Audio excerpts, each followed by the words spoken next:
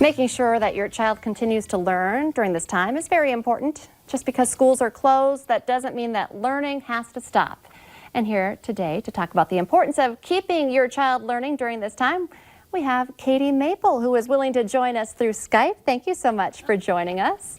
We have a little time. The last time we visited with you, we were talking about your book, Jumpstart to Literacy. So we start with just having you tell us a little bit about your background and why you're such a great person to help us parents who are home with our kids this week. Sure. So I have a book called Jumpstart to Literacy when my kids were little and staying home. So it really is geared more for like the, toddler up through age 5 or 6. Just different learning activities that are play-based, things that you have at home, things that you can use that aren't expensive, that you don't have to run out to the store and get, which for this is perfect because none of us can run to the store. Okay, so I've been seeing on Facebook, it's kind of a good mix of my friends who have children. Some are like excellent, like we're doing all these great fun science experiments, and then the other half of my friends are like, oh my goodness, I don't know what to do. My kids are bored and they're driving me crazy and we're all stuck at home. So let's start with, what we can do that's easy to keep our kids' brains active during this time. Yep. Well, first and foremost, I just want to say this is a really stressful time. And I know that if your house is like my house, this has been emotional. It's been scary. It's been completely uncharted territory. And I think that one of the most important things we can do with our kids is play with them and just let them know that this is going to be okay. We're going to get through this.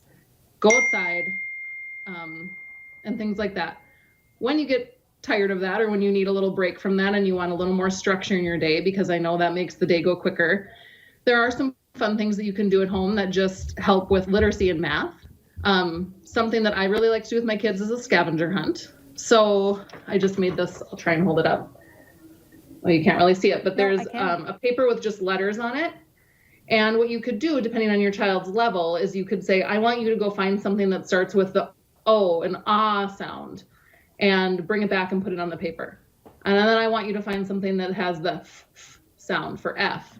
And they could go around and they could find things like a fork for F or an orange for O. And you could do that inside or outside depending on the day and the weather. Another fun thing that I like to do is do sight word games. But all of these games that I'm going to show you now could be used with shapes, colors, math facts if you have an older one. I think you could even connect it to, say if your child is older and working on a science or a social studies theme, you could even write different things on there, sort of like flashcards, more fun. So this game, I just use popsicle sticks, and this I have sight words on, words that they should know just by looking at them. They can't sound them out. And they would draw them out of a cup filled with similar words, and they would read it. If they read it correctly, or if they tell you the math fact correctly, whatever you're doing, they get to keep it.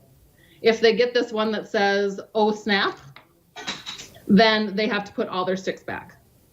So it's just kind of a fun take on just a sight word game or flashcards. Another fun game that I've done with my kids is to take just little pieces of paper. I used to teach kindergarten, so I happen to have these little mini books, but you could just cut up pieces of paper or really anything, index cards. And then on the other side, again, you write either your sight words, your math facts, letters, shapes, colors, whatever your child is working on. You could play Go Fish. You could play Memory Match. Really a variety of card games that you could do with any of those facts. So those are some of the things that my kids are doing during this time. I also kind of want to make a plug for the fact that I know my parents are isolated. My father-in-law is isolated. So one thing that my goal is this week is to do some FaceTime calls, check in on them, write some letters, do an interview. You could call an older relative who maybe is isolated and alone and I know I have a 2nd grade son who's a fairly good writer, and I want him to interview his papa and write down some things to have it in a journal. And with that journaling, this is a historical time that our grandkids will be reading about in history books.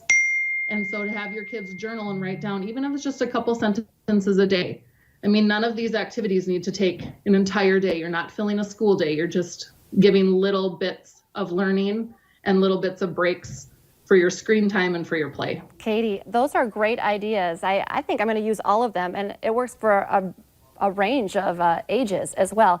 We're going to take one quick break, and I know you have a great craft idea, too, that you're going to show us. So stay with us. We'll be right back here on North Dakota Today.